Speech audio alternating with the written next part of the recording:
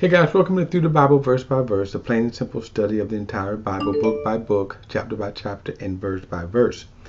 We are in First Chronicles, and I'm just kind of titling this chapters 1 through 9 because we're going to go through the genealogies. And yes, they are tedious, they are long, they are extensive, and there is a purpose for that.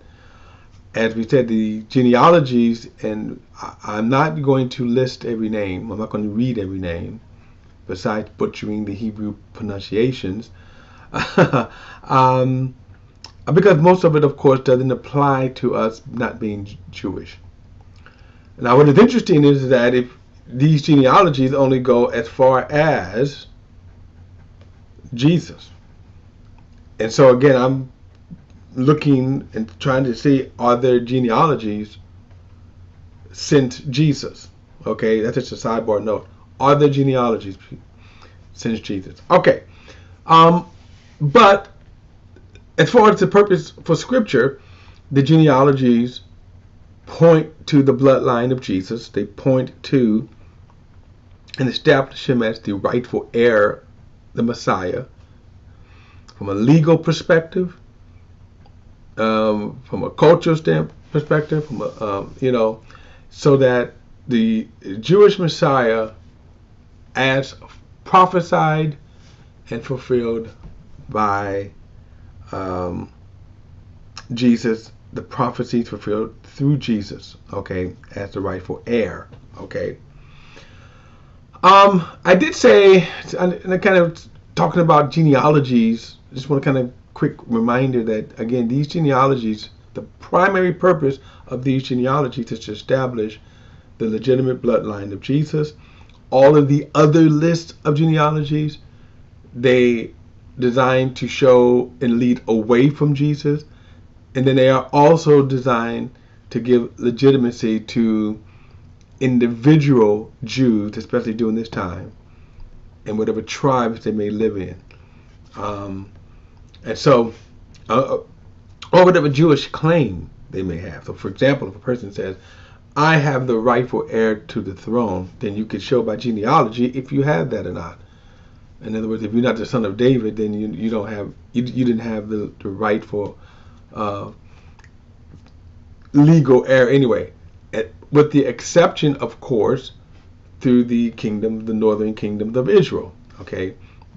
But this is why we have the genealogies, is to make a clear distinction between the northern tribe, which had its kingdom, its king, and its heirs, and then the southern, which is Judah, which was whom Jesus would come out of. All right, so let's go to First Chronicles chapter 1. All right, so now he starts again from Adam, and then, of course, Adam being the first man, right? What is interesting is that notice not all of the descendants are listed here, okay? Because Scripture, we're only interested in the bloodline of Jesus, okay? So not all of Adam's sons are listed here.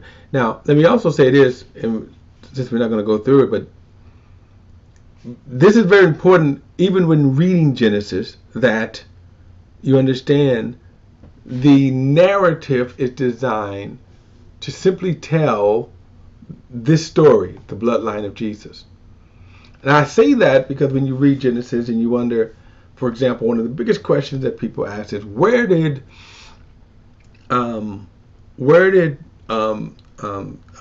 Cain get his wife?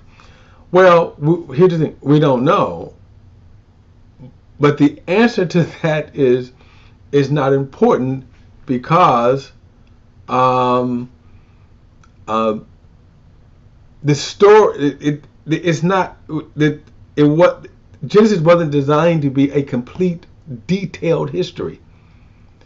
So we don't know. Adam could have had hundreds of sons and daughters. They're just not listed because that's not the point of this the biblical narrative. That's why. And as you see here, we go from Adam to Seth. And if you go back to the Genesis narrative, it says, and then you see this was sort of the beginning of the righteous seed. So you had Cain and Abel.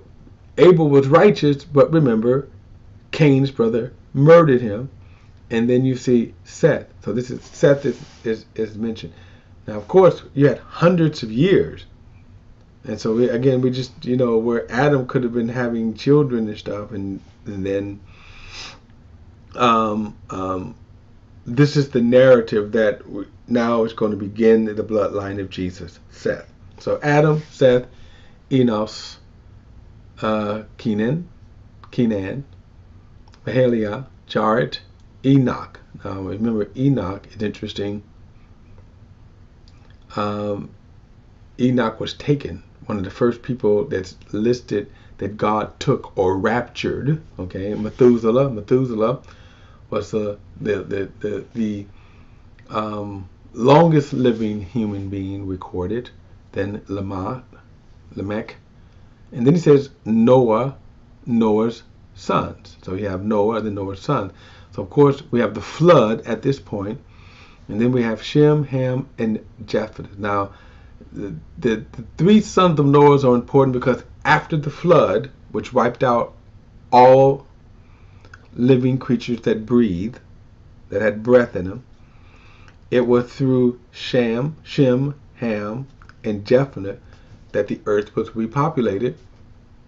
And we're most interested in Shem's genealogy. Now, verse 5, Japheth, sons, Gomer, Magog, Medea, Jubal, Jamin, Tubal, Meshach, and Tyrus.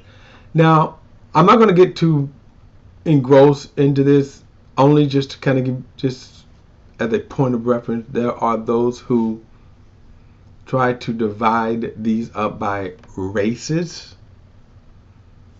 Now, if you kind of think about what it's in the mind of God as He has revealed it. First and foremost, there is no such thing as race.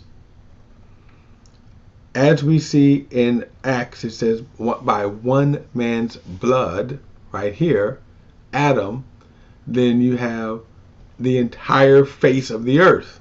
Dwell. All men came from that. Race becomes interesting in our culture during the Atlantic slave trade. And what's important to understand about that is, in order to perpetuate that, you had to condition the minds. Race was invented. Racism, the term racism, was invented. And there were those Christians who then tried to say, well, okay, these sons then were divided, and what is believed in where they settled. So Japheth's sons, people will say, well, these were the Caucasian people. And then if you, all right, and then Ham, they would say, well, these were the Negroid or black people. But then here's the interesting thing. What do you do with Shem? And we're going to come down to Shem, son. Well, what do you do with him? Right? Who are they? I'm sorry. So I'll come back to that. So I'm saying is that this ideal that when you go through the Noah's son, and then you try to describe it by race, that's the error. Now, there are different shades, right? There are different ethnicities for sure. There are different looks. So Asian people, without a doubt, look different than black people. Without a doubt, that look different than the European people. DNA-wise, there's really no difference in between race. Now, there have been Christian leaders in the past that, and let me just read it, and then when we get to it, you can see where the error comes in at. So you start with Noah's sons, Shem, Ham, and Japheth. Verse 5, Japheth's sons, Gomer, Magog,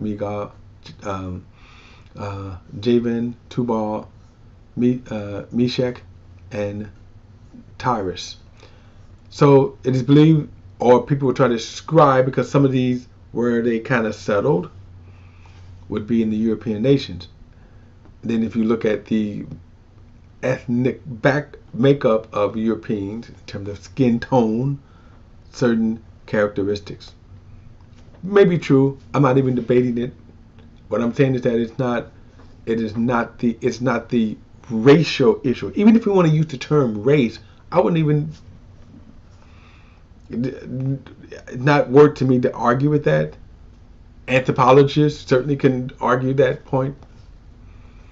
But the human race is all of one race, and that's the most important thing. Verse 6, Gomer's son, Ashkenaz, Ripha, and Togarmah, Japheth's sons, Isha, Tishmish, Kittim, and Radam. Now verse 8, Ham's sons. Now this is important here. Ham's sons. Okay. So then, at this point, by the way, let me go back for a moment. And let's look at this for a moment here. So look at the Noah's sons. Verse 4, Noah, and then Noah's sons, Shem, Ham, Japheth. So the question here then, now think about this now. What color are they? In other words, if you want to talk about race, right? So what color are they? Shem, Ham, Japheth. And if you think about the different races of people or ethnicity, how do you divide that up? Now, anthropologists and genetics people try to do that. So you kind of determine that by where people live, the continents on where they live at. And I'm going to bring up something in a moment to tell you how do we get continents. So at some point, how do you get the indigenous people of America? How do you get South America? Right? So at some point we know that people travel. So we start with Noah. You start with where it is believed the ark rested. And then you say, with these three sons and their wives, the earth spread out. So how do you get South America, right? So at some point, in other words, the biblical narrative doesn't cover it because that is not the point of the biblical narrative. But my point is this. Obviously, God had in mind different ethnicities. As you all can tell, I am a black man. Then you would have Europeans. You would have Asians. Now, are those the three different distincts? Are South Americans different than Europeans? Right? In other words, without a doubt, there is a different look from Hispanics. But if you really kind of want to look at just by looks, and I'm just playing around here. I'm not a geneticist. I'm not an anthropologist. So, yeah. By no means am I trying to get out of my lane. But if you want to look at what three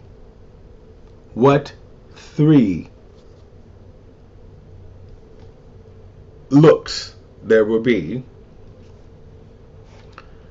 would it not be Caucasian, blacks, and Asians? Hispanics can fit in a couple of them, because they're not.